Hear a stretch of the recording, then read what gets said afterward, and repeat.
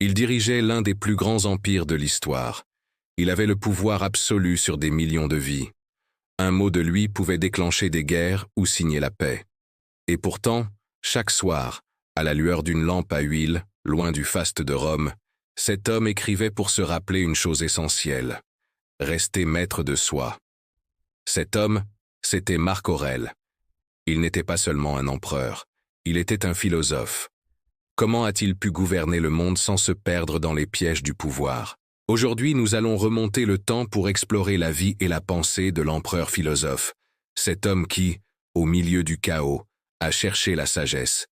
Le passé parle, et il nous raconte l'histoire de Marc Aurèle. Un empereur contre son destin Marc. Aurèle naît en 121 après Jésus-Christ à Rome, dans une famille de l'élite. Pourtant, rien ne le prédestinait à ce destin hors du commun. Le jeune Marcus Annius Verus est un garçon sérieux, qui aime l'étude, la lecture et la réflexion. Il est particulièrement attiré par la philosophie stoïcienne, une école de pensée qui prône une vie simple, guidée par la raison, la vertu et la maîtrise de soi. En réalité, il rêve d'une vie de sage, loin de l'agitation, pas d'une vie de César. Mais Rome, et surtout l'empereur Hadrien, en décident autrement. Hadrien, visionnaire, remarque très tôt l'intelligence exceptionnelle et le caractère pondéré du jeune homme. Il met alors en place une succession complexe, un véritable plan pour l'avenir de l'Empire. Il adopte un sénateur respecté, Antonin le Pieux, à la condition que celui-ci adopte à son tour le jeune Marc Aurèle et un autre garçon, Lucius Verus. Dès son enfance, Marc Aurèle est donc préparé à gouverner. Son tout premier combat commence là.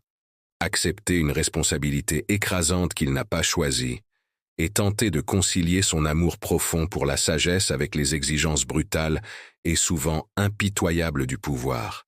Philosophe sur le trône en 161, à la mort d'Antonin, Marc Aurèle devient empereur. Son tout premier geste est révolutionnaire pour l'époque. Il refuse de régner seul. Il exige que son frère adoptif, Lucius Verus, partage le pouvoir avec lui. C'est la toute première corégence de l'histoire de Rome. Pour Marc Aurèle, le pouvoir n'est pas un privilège à savourer, mais un fardeau à partager pour le bien de l'État. Contrairement à beaucoup d'autres empereurs avant et après lui, il ne cherche ni la gloire personnelle, ni la richesse, ni la domination. Il croit en des principes simples, qu'il a hérités de ses lectures stoïciennes: le devoir avant tout, la justice pour tous, la maîtrise des passions et le service désintéressé du bien commun. Chaque soir, même après une journée harassante, au milieu du tumulte de sa vie de dirigeant, il prend le temps d'écrire. Pour lui-même. Ses notes, rédigées en grec, la langue des philosophes, deviendront bien plus tard un chef-d'œuvre universel, Les pensées pour moi-même.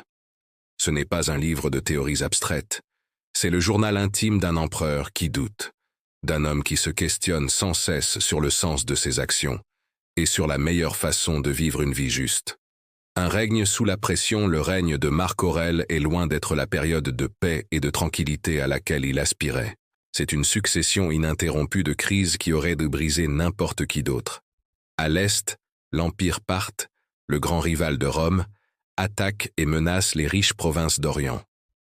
À peine cette guerre est-elle gagnée que les légions victorieuses rapportent avec elles un ennemi bien plus terrible, un ennemi invisible, la peste antonine. Probablement une forme de variole, cette épidémie va décimer l'Empire pendant des années, tuant des millions de personnes, des paysans aux sénateurs. Et ce n'est pas tout. Au même moment, sur la frontière nord, le long du Danube, des vagues de tribus germaniques, les Marcomans et les Quades, déferlent sur le territoire romain et menacent l'Italie elle-même. Marc Aurèle passera la majeure partie de son règne sur les champs de bataille, dans le froid et la boue des camps militaires, loin de Rome et du confort impérial. Il affronte aussi des crises économiques sévères et même des trahisons internes, comme la révolte d'un de ses généraux les plus talentueux, Avidius Cassius. Pourtant, au milieu de ce chaos permanent, il reste fidèle à ses principes. Faire ce qui est juste, pas ce qui est facile. Le stoïcisme. En action pour Marc Aurèle, La philosophie stoïcienne n'est pas une simple distraction intellectuelle, c'est un guide pratique pour l'action au quotidien. C'est une véritable boîte à outils pour affronter la vie.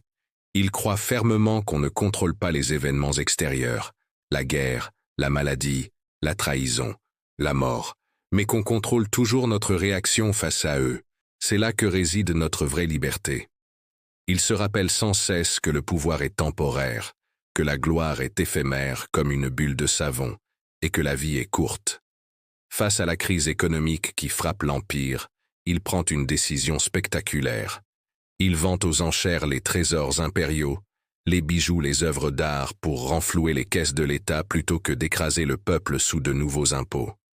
Il refuse l'excès, la cruauté et l'arrogance si souvent associées au pouvoir absolu.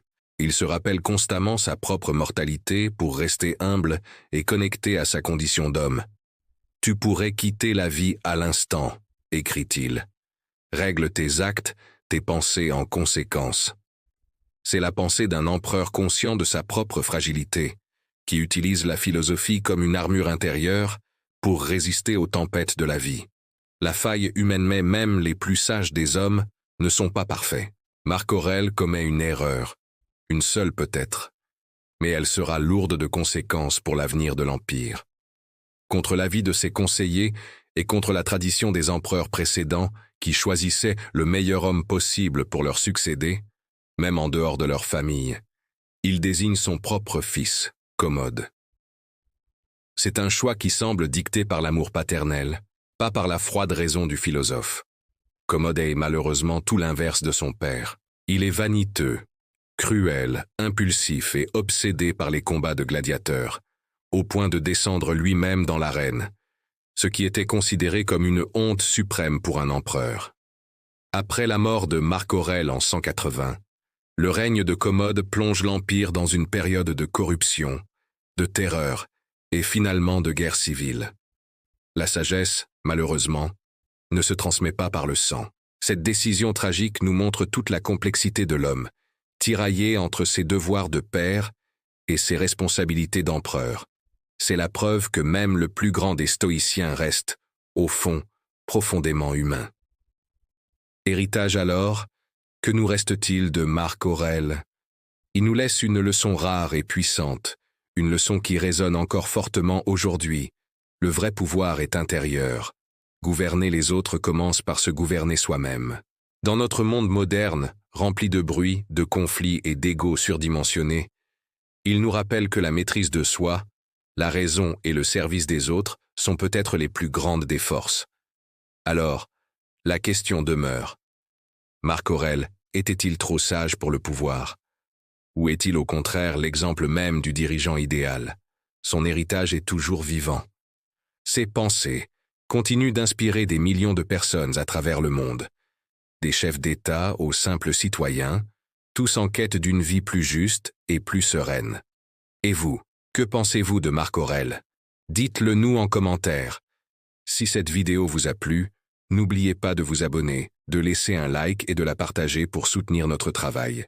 Merci et à très bientôt.